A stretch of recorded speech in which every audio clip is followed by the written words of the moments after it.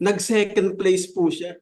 Yung unknown po from Nigeria, which is the poorest country, no, the Nigerian Lion, si Samson Dauda, siya po yung naging champion. Kaya it is the great upset in the history of bodybuilding in Olympia.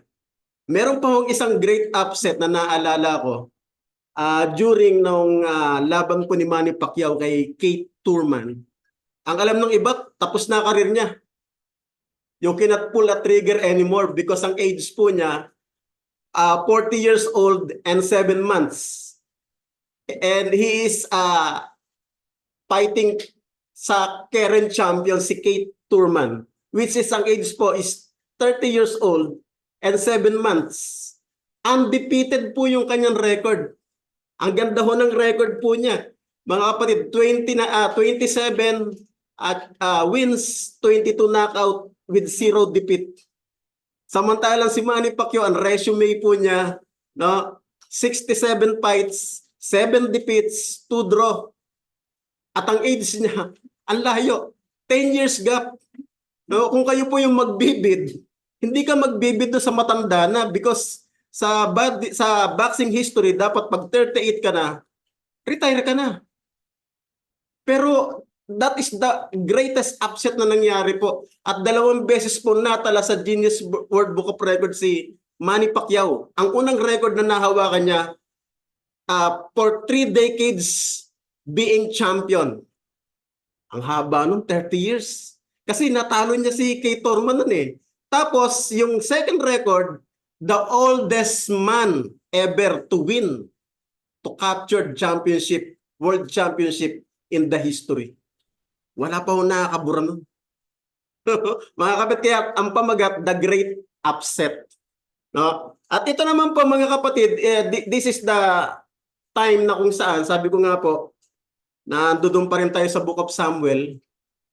Palagi po naglalaban, ang kalaban po ng Israel is ang Palestine. Which is during in our time, yan po yung nadoon po sa Gaza Strip. Na hanggang ngayon naglalaban pa rin ho yan mga kapatid. Yung last po, October 7, 2023, almost 1% po ng population po ng Gaza namatay dahil po sa labanan pong yan.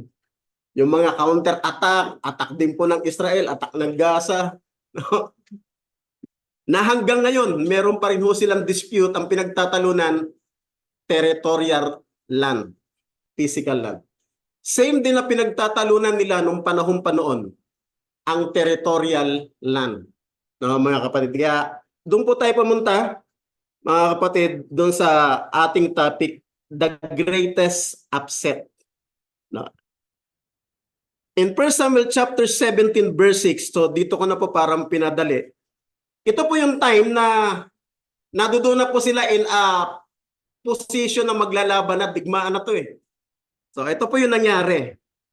The Palestinians had a champion fighter named Goliath, no? Who was from Gath, no? He was over 9 feet tall, over 9 feet tall. So pwede natin sabihin 9'1", 9'2", 9'3". So ang tangkad. No? Ito po hinango ko sa easy to read version ng Bible. So ang tangkad po niya. Alam mo niyo ang pinakamatangkad na naglaro sa NBA is Yao Ming, 7'6". Compared to this one, yung champion po ng Palestinian, over 9 feet tall, no? Goliath, came out of the Palestine camp. Lumabas po siya. In verse 5, he had a bronze helmet on his head. So hindi ko na ho tutuloy ito.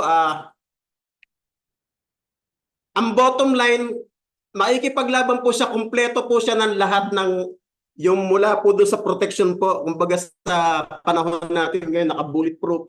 Yung helmet, talagang pag tinamaan, hindi tatalab yung bala. So ibig sabihin, well sealed. Ano? Complete po ng armor po siya sa ikipaglaban. No, ito po yung kanyang appearance, no. Parang bagasa kung napanood po ninyo yung 300 ng Sparta. Wala ho silang mga protection dito, yung mga vest. Makikita niyo six packs, ang gaganda ng katawan. Because ang history po mga kapatid, boy pa lang, tinetraining na sila sa pakikipaglaban. Dinadala na sila sa gubat, ang makakalaban nila mga mababangis na asong gubat, survival. Ibig sabihin, well-trained sila to kill.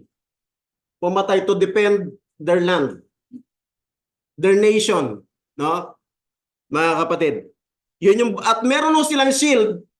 Napakaganda ho ng kanilang tactical sa paikipaglaban pagka pinapauna ng po sila ng pana. Yung shield na yun yung pinangaharang nila. No? Ang dami nilang napatay, no, mga kapatid, in Medo-Persian armies. Almost 1/4. Ganun ho katindi yung nila. Yung kanilang 300 na pinapangunahan po ng hari po ng Spartans, mga kapatid. So ibig sabihin, well prepared po siya. Ang ganda ho nung kanyang presentation panlabas sa paikipagdigma. Hindi siya basta-basta matatalo dahil kompleto po siya sa baluti, no, from foot to head. So ito po in verse 8, each day Goliath would come out and shout for a challenge to Israelite soldiers. He would say, "Why are all of your soldiers lined up and ready for battle? You are sole servants, I am Palestine, so choose one man and send him to fight." So ang gusto niya labanan, eto, one-on-one. No? Kumbaga sa wag na nating paglabanan yung lahat ng mga tauhan nila. Tayo sa tayo na lang. Naalala ko yung pelikula ni yung kay Achilles at saka yung kay Hector. Sabi niya, bakit kailangan pa mamatay napakaraming milyong-milyon natin mga kung pwede namang one-on-one, pag natalo kita, slave namin kayo. No? Pag natalo namin kayo, kukunin namin yung nyo at pati yung ninakaw niya na asawa ng kapatid ko. Kung napanood niyo yung pelikula na yan, mga kapatid, doon ho sumikat si Brad Pitt. Isa sa nagpasikat po sa kanyang pelikula, mga kapatid. Tuloy ko lang po yung pag-aaral na to, yung pagbasa na to. Napaka-importante ho sa labanan kahit nung sa chapter 6 po ng Ephesians, nilarawan niya yung armor of God. Di ba? Chapter 6.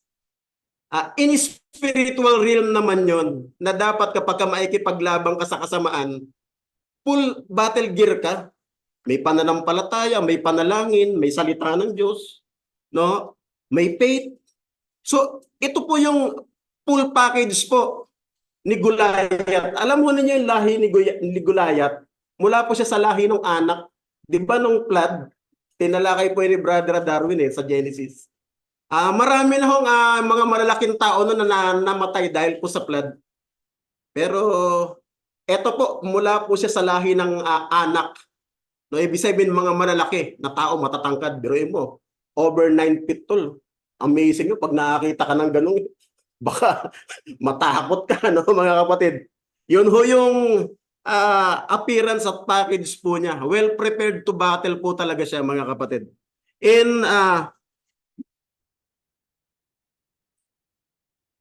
Sinabi po niya ito ni Goliath. Sabi niya, if that man kills me, he wins, we Palestinians will become your slaves. But if I kill your man, then I win and you will become our slaves. You will have to serve us. So nagbigay na po siya ng kondisyones. No? Sabi ni Goliath, ganito na lang. One-on-one na labanan. Ipadala ninyo, ako yung champion ng Palestine padala nyo yung champion nyo, yung pinaka-kampiyon ninyo. Maghaharap kami. Huwag nang maraming malagas na buhay sa pagitan ng ating dalawang nasyon o bansa. One-on-one na lang. Naalala ko yung kay Achilles, saka yung unang-unang istorya ng one-on-one lang. Sabi niya, ito na yung scepter ko, ito yung pinaka-ko, yan ang katunayan ng pagkahari ko. Nagsasabit na kami sa inyo. Nung natalo niya yung pinakamalaking kalaban ng kabilang kaharian. Sabi nga ni Brad Pitt, he's not my king. Give it to your king. No, he's not my king. Sabi niya, ang ganda ho ng niya rin In chapter 17 verse 9, nasabi niya, if that man kills me, he wins. We Palestine will become your slaves. But if I kill your man, then I win. You will become our slaves. You will have to serve us. Verse 10, the Palestine also said, today I'll stand and make fun of the army of Israel. I dare you to send me one of your men and let us fight. Dito po mga kapatid, gusto ko lang tandaan yung verse 10 na to. Dito po, masyado na niyang dinudusta dahil po lahat takot sa kanya eh. Even Saul, yung haring si Saul takot sa kanya. No? At lahat, pati yung mga kapatid ni David, no? Si Eliab, yung tatlo pa niya, yung dalawa pa niyang kapatid, si Shaman, takot din. Nanginginig sila sa takot dahil napakalaking tao. Ang isa pang katangian po ni Goliath, mga kapatid, he was a warrior from being a boy. Bata pa lang, mandirigma na siya. Bihasa na po siya sa pakikipaglaban, bihasa na po siya sa pagpatay. No? Parang naalala ko yung pelikula po ng ano talaga 300. So in verse 11, Saul and the Israelite soldiers heard what Goliath said. Narinig na nila eh. Ang tanong, i-accept ba nila ang challenge o hindi? Pero pansinin niyo po yung sinabi na mga salita. And they were very afraid. Yun ang problema. Walang gustong humarap. No? Ang nangyari dito, mga kapatid, inutusan po si David ng kanyang ama, si Jesse. Magdala ka ng pagkain sa digmaan sa mga kapatid mo. So, to make the story short, para makat natin yon. At nung dinala niya po yung pagkain, narinig po niya yung panlalait nitong champion po ng Palestine na si Goliath sa army of the living God. Notice the word, the army of the living God. So ito na po, in chapter 17, verse 16, ganito po laging ginagawa po ni Goliath eh. The Palestine came out every morning and evening and stood before the Israelite army. Goliath is, biring mo tagal, araw-araw yun ang papainggan mo. Iniinsulto yung mga hukbo ng buhay na Diyos. Ang sakit nun. Kumbaga sa panahon natin, yung iismulin, bakit kinakailangan tuwing linggo sasamba ka? Bakit kinakailangan tuwing linggo magbe-bread breaking kayo at magte-take kayo ng tinatawag na katas ng ubas? Para saan yan? Diba? Kumbaga sa parang walang akwenta-kwentang paglilinggo. Diri mo for 40 days, ganun lagi naririnig na, parang kumbaga sa sabi nga ng awit. Diba, awit, ang sakit nun. No, magasano yung kadustaan mo, dapat itayo mo yung pagkadusta mo. So ang gagawa lang po niyan ito. No? In verse 25, one of the Israelites men said, "Did you see that man?" Ang tinutukoy po si Goliath. "Look at him. He comes out each day and make fun of Israel. Whoever kills him will get rich." Ito na po yun. Kasi takot din po yung hari, si Saul eh. So nagbigay po siya ng reward. Kung sino mo yung makakapatay dyan sa dumudusta sa hukbo ng buhay na Diyos, eto may reward. No? Ang sabi niya, magkakaroon siya ng maraming pera. Sabi, Saul will give him a lot of money. Saul will also let his daughter marry the man who kills Goliath. Pag ipapass forward niyo po, ang napangasawa po rin dito ni David na anak po ni Saul is si Mika. Pero hindi po talaga yun eh. Meron po muna siyang unang ipinangako. Bagamat wala pa ako ron. Pero hindi niya binigay. Binigay niya sa iba. Sa Gentiles po niya binigay. Mga kapatid. He will also make that man's family free from taxes in Israel. Ang ganda ng mga offer sa kanya, free tax. Parang sa panahon natin ngayon, bumili ka lang ng ano sa grocery, lahat ng mga bibilihin mo may tax, no? Ibig sabihin, kung sa panahon natin ito na ganito magiging kapalaran mo, matatalo mo yung kampyon ng kabilang kalaban na nasyon at dumudusta sa Diyos na buhay, sa hukbo ng Diyos na buhay. Ito yung mangyayari sa iyo. Magiging free ka na sa taxes, no? Magiging mayaman ka. Hindi lang 'yun. Mapapangasawa mo yung anak ng hari.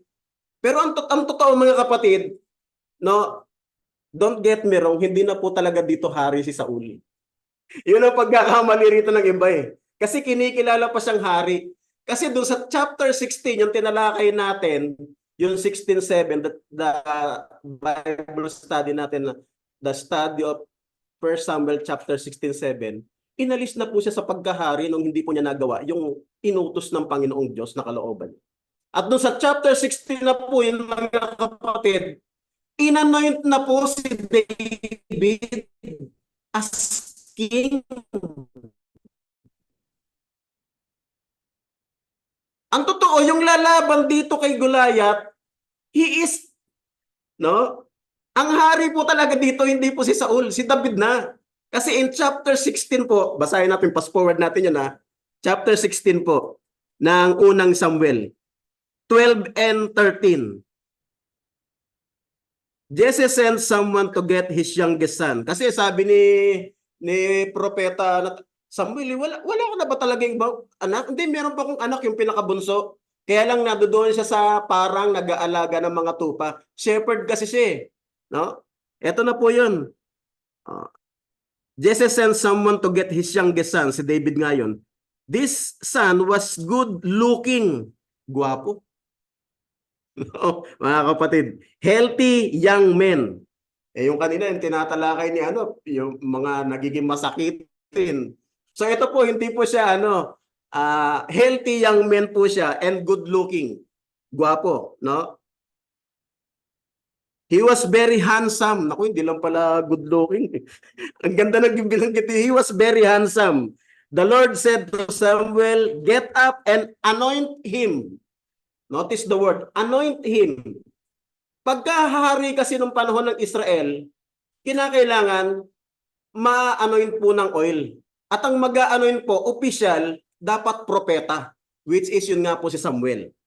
And sabi po ng Diyos sa kanya, he is the one. In verse 13, Samuel took the horn with the oil in it and poured the special oil on Jesse's youngest son, which is David, na in front of his brothers. So alam ng mga kapatid niya na this time, hindi na si Saul ang hari, kundi ang hari na yung pinakabunso nilang kapatid, si David. Kaya kapag ipapas forward mo yung chapter 17, nalalabanan niya na po si David. Goliath is not fighting a young boy. He is fighting the king of Israel. No, mga kapatid. So, tuloy lang po natin yon. In verse 26, chapter 17, 26, David asked the men standing near him, what did he say? What is the reward for killing this Palestine and taking away this shame of Israel? Kasi for 40 days, araw-araw, umaga, gabi, lalabas si Goliath. Ang gagawin lang, iinsultuhin po yung hukbo ng buhay na Diyos ng Israel. Bakit ang sinabi po niya rito, notice the word, paano aalisin yung shame? No? 40 days, ganun ang ginagawa po ni Goliath. Sabi niya, ano ba gagawin para maalis tong shame na ito na ginagawa ng lalaking ito? And who is this Goliath anyway? He is only some foreigner, nothing but Palestine. Why does he think he can speak against the army of the living God? Yun o yung pinakaano eh. Ang dapat nating makita sa istorya na ito mga kapatid, gaya ng binabanggit po, bakit napaka-special po talaga ng Israel nung panahon na yan? Ano po ba ang Israel sa Diyos? Ang sagot po in Exodus chapter 4:22, then, sabi niya, say to Pharaoh, sabi po ng Diyos, Moses, sabihin mo kay Pero sa Paroa, yung hari ng Ehipto. This is what the Lord says. Israel is my firstborn son. Ang Israel ay aking pangalan. Kung mapapansin niyo yung kahuli-hulihang salot na ginawa ng Diyos sa bayan ng Ehipto ay ano po? Ang pagkamatay ng lahat ng panganay ng mga hayop at panganay din po ng lahat ng mga tao. Maging doon sa alipin nila, maging doon sa pinaka-general na sundalo ng Ehipto, maging doon sa pinaka-panganay ng hari ng Ehipto na si Paraon. Kasi po ang inalipin po nila ay ang panganay po ng Diyos. At during this time, ang inaalipusta po ni Goliath ay ang firstborn po ng Diyos, ang Israel. Kaya bakit pinapayagan yung magsalita siya ng kadustaan? Nagsasalita siya, dapat alisin po yung shame na ginawa nitong si Goliath sa bayan po ng Diyos, na kung saan ang bayan ng Diyos na yun, ang Israel, yun po yung kanyang panganay. Tuloy po natin ang pag-aaral. In 17 verse 31, some men heard David talking na ako na lang ilalaban. Wala kasing gusto mag-step out eh. Notice, David, mga kapatid, isa po talaga hindi sundalo. Si David po, shepherd. Ang trabaho niya mula pa noon, no, kahit nung inanoint po siya ni Samuel, ang trabaho niya talaga shepherd.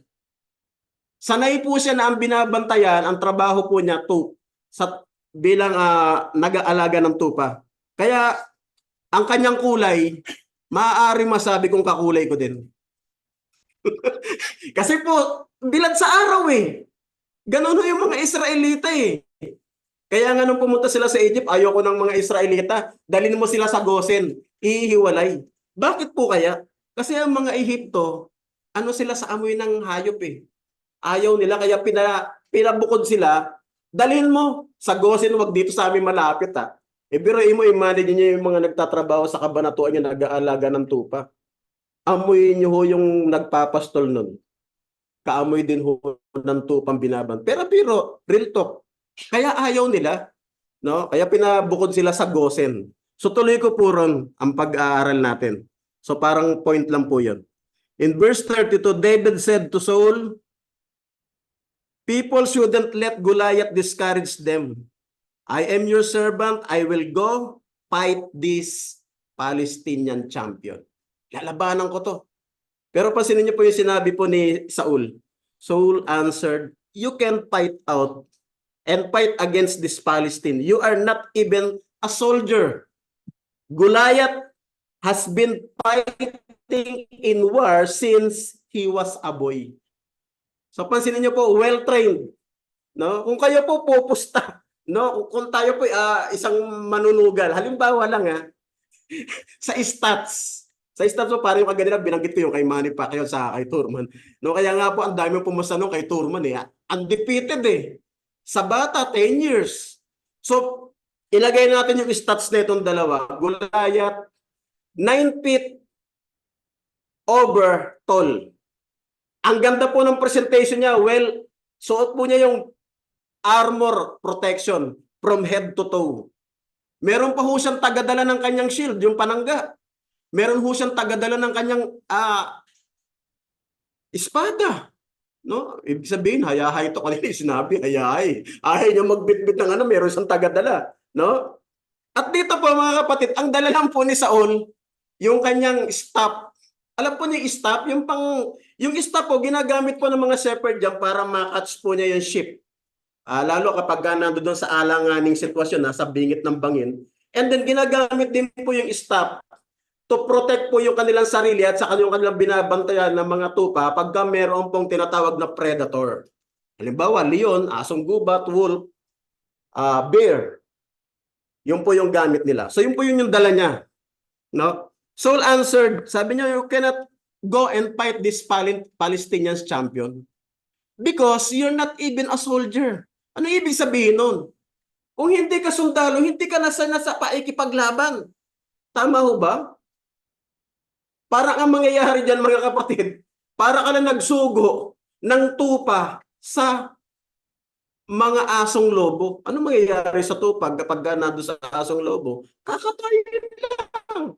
Parang ganito yung labanan na yan mangyayari. Ganun ang magiging senaryo, no, mga kapatid.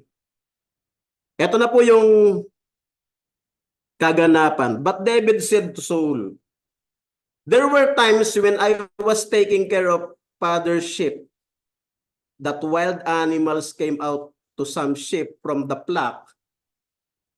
Once there was a lion and another time a bear.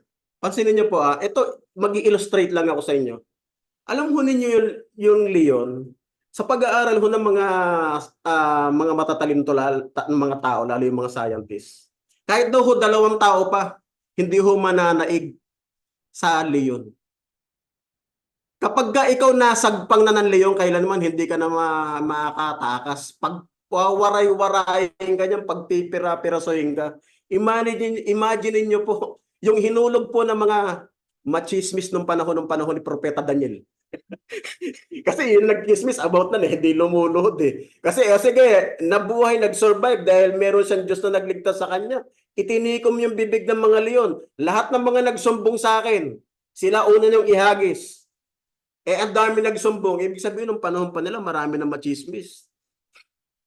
Hindi pa man ho nakakababa ng yungib ng leon eh. Pinagwawaray-waray na ng leon eh. So, imagine niyo yun. Ibig sabihin, ganun po, blines ng Diyos, no? Si David, para matalo po niya yung leon. The same din po ng bear, ng oso. Meron nga napanood ko yun sa Google eh. Yung ano daw, yung lakas daw ng oso, kahit daw 5 tao, magtulong-tulong pa hindi kayang talunin. Five people na yun ilan ba si Goliath? Isa lang siya eh. Isa lang ang buhay na pinag-uusapan eh. No? Kaya yun ang inihain niyang case kay Saul. Sabi niya, I chased that wild animals, attacked it, and took the sheep from its mouth. Nasa bibig na ho ng leon, ng oso. Nakukuha niya po. O, ganun ho niya inilarawan. The wild animal jumped on me, but I caught it with the fur under his mouth and hit it and killed it.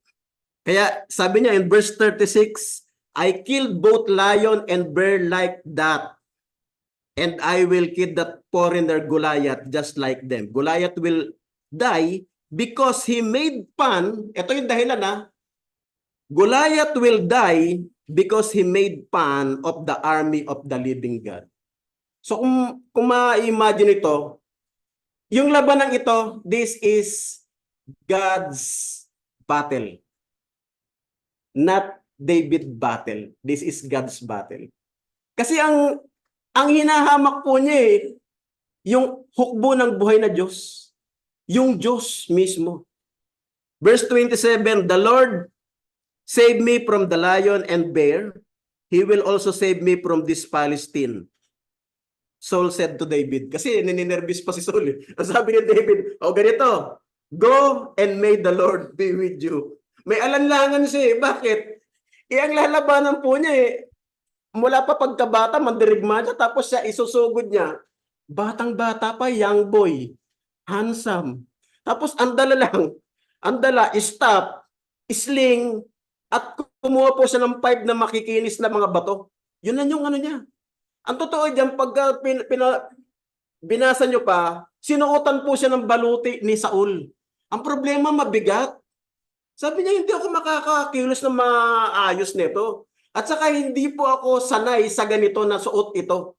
Hindi ako makakakilos na maganda. So hindi ho nangyari yun.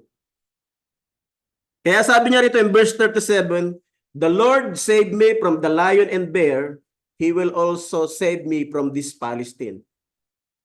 Sinabi po yan ni David. So, the battle is God's battle. If our confidence is purely in the power of God. Ito po yung confidence ni David, sinabi niya tatalunin ko ang lalaking ito. Bakit? Dinusta niya for 40 days. Umaga, gabi. Pero ulit-ulit, umaga, gabi. Parang nakikinig na sirang plaka. Umaga, gabi, palalabas siya para lang dustain yung hukbo ng buhay na Diyos at saka yung Diyos. So ito po mga kapatid, all the people gathered here will know that the Lord doesn't need sword or spear to save people. The battle belongs to the Lord and He will help us to defeat all of you. Ang ganda ho ng sinabi dito. Kumbaga sa ano pinoporsin niya na, 'di ba? Lahat naman na naglalaban, 'di ba? May pre-fight interview. Ang yabang ni Thurman eh. Manny Pacquiao always quoted the Bible. Mark this word, he will be crucified. Sabi ni Kay Thurman. Ang nangyari, ang round 2 pa lang, ano nangyari kay Kay Thurman? Bagsak. Kasi si Kay Thurman pala, Buddhist, Hinduism. Yung pala yung ano niya, religion niya. Samantalang si Manny Pacquiao, napaka-bold po niya. Jesus Christ talagang ina-excel niya. Ang ina-elevate niya. Parang kumbaga sa ito, two man facing on the ring, no? Two gods. Gods of Hinduism and Buddhism versus God, Jesus Christ. Yun ang laban. Same here, mga kapatid. Same here. Ito po yan. Tinan po natin, mga kapatid. Verse 45, David said to the Palestine, you came to me using sword, spear. Kompleto ka, naka-full battle gear ka, maglalaban tayo, ganyan ang appearance mo. Ako, wala akong battle gear. Nakasandalyas lang ako, sling bag, may dala akong 5 makikinis na bato, sling at saka yung staff. Sabi niya, but I come to you in the name of the Lord, all-powerful, the God of armies of Israel. You have said bad things about Him. O, ang dami niya palang sinabing masasamang bagay tungkol po sa Diyos ng Israel. Naalala niyo po si Paraon? Di ba nung namatay na po yung ano niya, yung firstborn niya, ang ginawa niya, dinala niya po doon sa Diyos-Diyosa niya. Kalimutan ko na yung pangalan. Si Pan. Yan po yung tinatawag na twin bull na dinodiyos po ng mga Egyptian. Dinala niya para buhay ng totoo. Kahit na anong panalangin niya, di na nabuhay. At hindi kailanman nabuhay. Sabi niya in verse 46, today, the Lord will let me defeat you. Ang ganda ho na sinabi niya, the Lord will let me defeat you.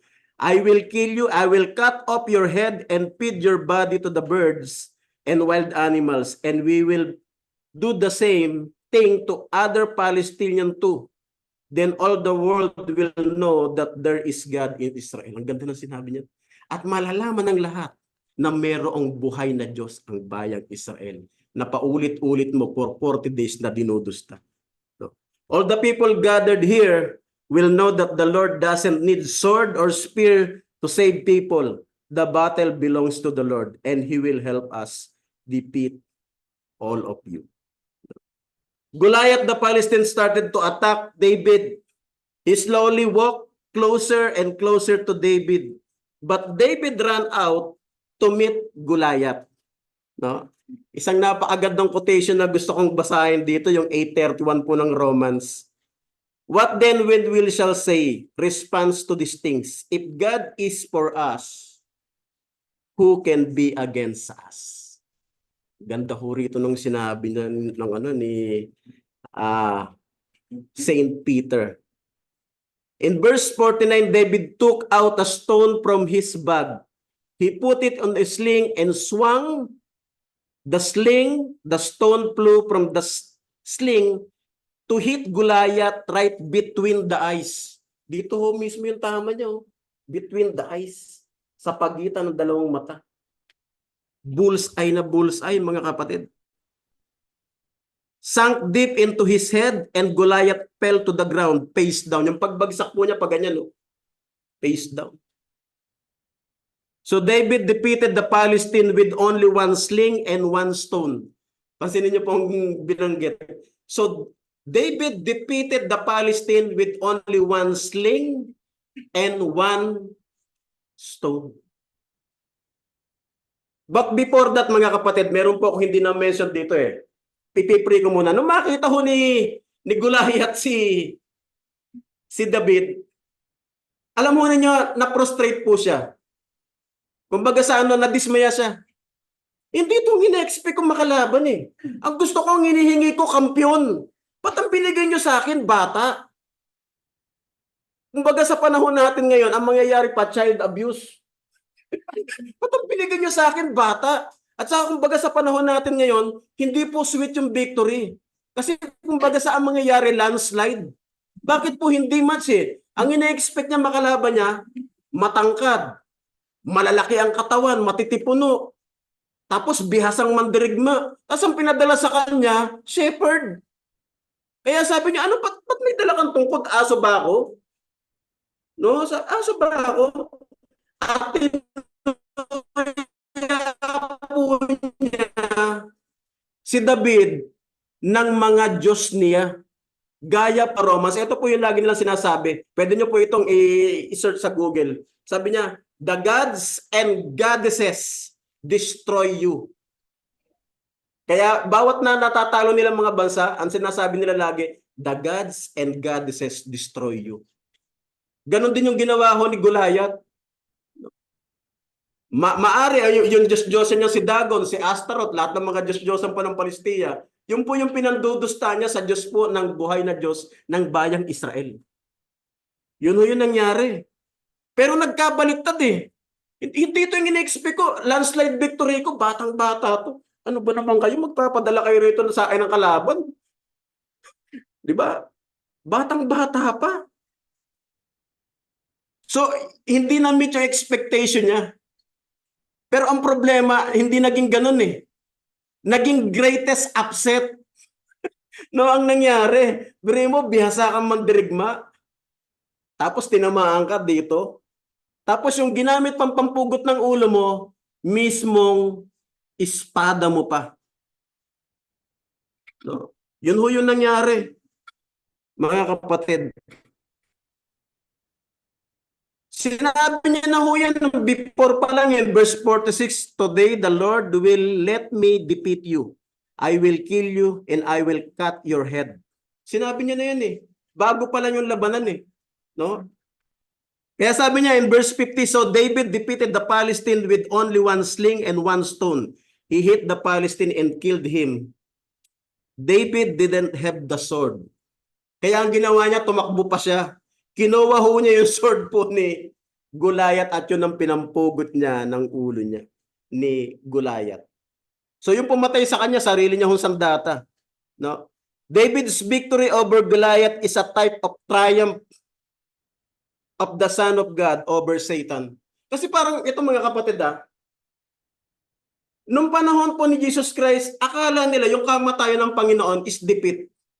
Pero ang totoo, His dying of the cross is the victory of all Christians. Yun ang pagtatagumpay natin. Remember natin to mga kapatid, tandaan nyo po ito. Nasa huli na po tayo. Pag tayo po nagkakaroon po ng mga pagsubok sa buhay natin, pag tayo po nagkakaroon ng problema, pag tayo akala natin talo na tayo, remember, it's just Friday.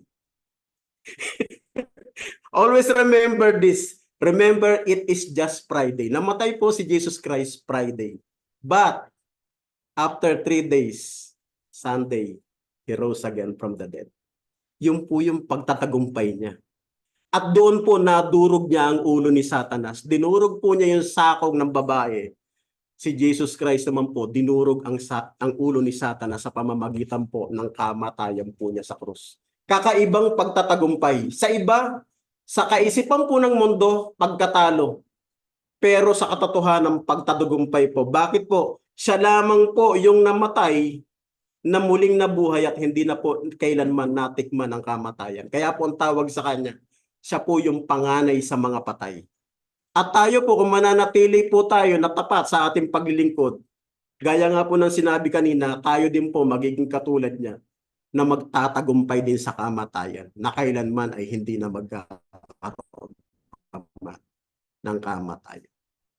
We will share His glory in heaven. Ang ibig lang po, paano natin ito i-apply sa panahon natin ngayon? Sa church po mga kapatid, kami po, sa totoo lang, palipas na. Si Brother Nelson. Ang mga kabataan po, mga kapatid, kayo po ang bukas ng iglesia.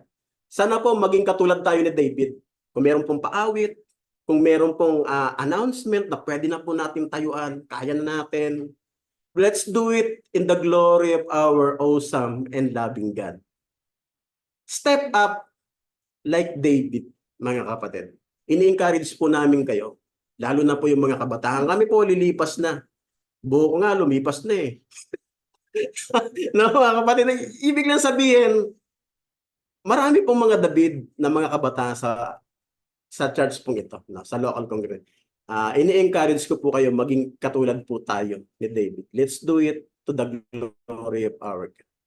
Muli po, isang magandang umaga sa ating. Maraming salamat.